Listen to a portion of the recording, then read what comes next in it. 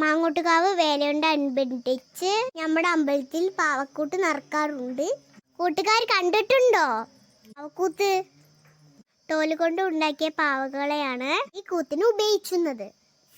വേല കോരിയിട്ടതിന് ശേഷം 6 ദിവസവും സന്ധ്യവേല കഴിഞ്ഞാൽ പാവക്കൂത്ത് നടക്കുന്നതാണ്.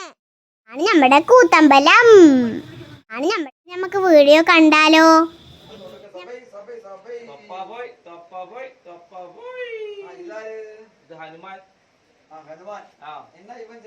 ഹനുമാനക്ക് ചാക്കില്ലേ?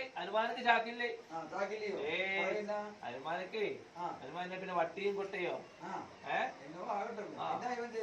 അയ്യോ, ഇപ്പം ഇവനുടെ പരാക്രമേ ഒരു നാൾ ചൊണ്ടാൽ തീരാത്.